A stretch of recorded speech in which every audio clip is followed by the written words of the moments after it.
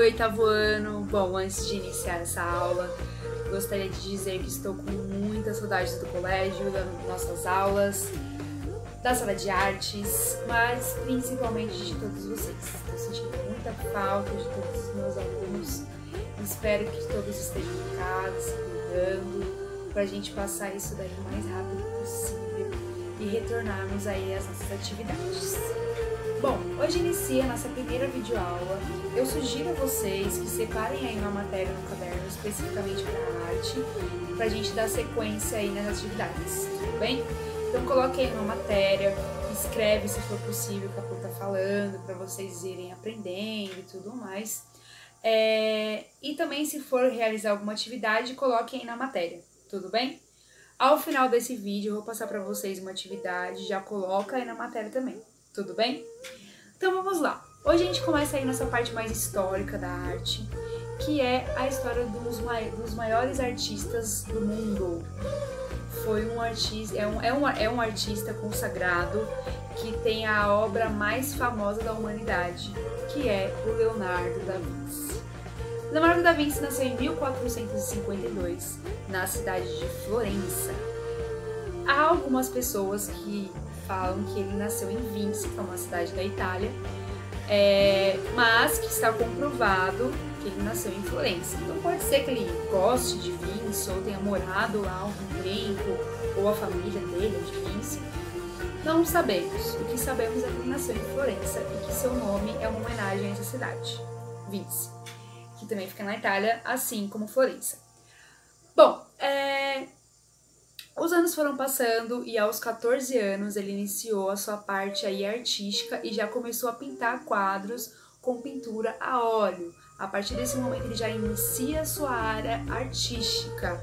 Muito legal ressaltar que ele não teve uma formação aí formal em escola, em convento, em nenhum lugar. Ele teve aí o aprendizado informal mesmo, em casa, com os pais. Ele aprendeu a língua italiana e também matemática. Demais, ele não aprendeu nada formalmente, né? Tudo informal e tudo autodidata. Ele mesmo foi aprendendo sozinho. Outra coisa que é super importante ressaltar é que ele não era só um pintor, tá? Eu até anotei aqui. Ele era um cientista, ele era um arquiteto, ele era um matemático, ele era um engenheiro, ele era um inventor, ele era um anatomista, ele era um pintor, escultor, botânico, poeta e músico. Observem... e escultor. Falei escultor? Observem quanto esse cara era genial em tudo que ele fazia. Ele era de humanas, ele era das exatas, ele era das biológicas, ele era de tudo. Linguagem, tudo. Ele tinha a propriedade em todas as coisas. E por que tudo isso? Porque ele era uma pessoa muito curiosa. Sabe quando a gente é criança, bem criancinha, e fica questionando tudo? Sabe? Por que o sol é quente? Por que a água é líquida? Esse tipo de questões a gente vai perdendo conforme vai crescendo. E ele foi tentando descobrir tudo. Ele era fissurado assim por voo, por pássaros, ele tem muitos experimentos com voo. E fissurado também pela água. Então eram dois fatores aí que ele era fissurado em aprender. Uma coisa muito legal, que depois que ele começou a fazer aula de pintura, ele começou aí a seguir um mestre da pintura. E em um dos momentos, o mestre deixou ele pintar um dos quadros, um personagem do quadro que era um anjo. Quando Leonardo da Vinci pintou esse anjo, o mestre ficou impressionado e a partir daquele dia nunca mais ele pintou. E aí ele falou: bom, eu já passei todo o meu legado e você conseguiu superar o que eu pinto, então eu já não preciso mais pintar. Então isso tem uma história bem legal. E eu tenho aqui várias curiosidades sobre Leonardo da Vinci. Primeira curiosidade, um dos quadros muito famosos, que é o Santa Ceia, que é assim, a Última Ceia, que é um dos quadros assim mais procurados assim pra galera visitar e assistir. Ele demorou de 3 a 4 anos para ser executado e finalizado. Por quê? Leonardo da Vinci, ele não gostava de prazos. E além de não gostar de prazos, ele também era muito curioso. Então, se ele tava pintando um quadro, aí passou um pássaro, então ele ia começar a estudar esse pássaro. Ah, então, de repente apareceu um corpo pra ele fazer a anatomia do corpo, então ele ia lá fazer a anatomia do corpo. Então, assim, ele era muito curioso, então ele não conseguia ficar parado em uma função só. Então a pesquisa dele era contínua. Conforme ele ia vivendo, ele ia pesquisando e estudando. Então, o quadro da Última Ceia foi um dos quadros que ele quase não finalizou. Um dos, porque tem vários que ele não finalizou. Então isso é muito curioso também, né? Segunda curiosidade é que o Homem Vitruviano, que também é um dos quadros muito assim, famosos do desenho, ele já foi desenho do Euro numa época. Também muito legal. Outra curiosidade, lá naquela época ele criou um robô, um protótipo de robô, e que o robô mexia os braços, articulava os braços, mexia o cap, que era como se fosse aquele robô soldado.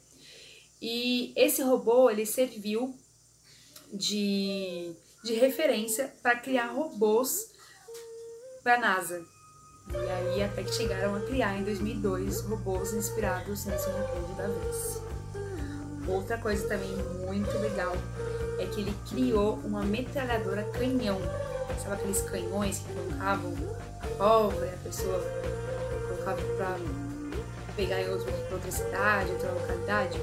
Também ele pegou esse canhão, que é também um protótipo da metralhadora atual hoje que a gente conhece. Outra coisa também muito interessante é que ele naquela época também tinha criado um desenho e um protótipo da bicicleta.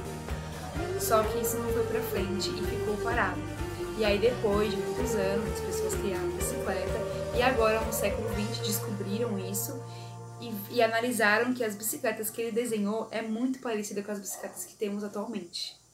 Então, assim, ele é muito à frente do seu tempo. Extremamente à frente do seu tempo.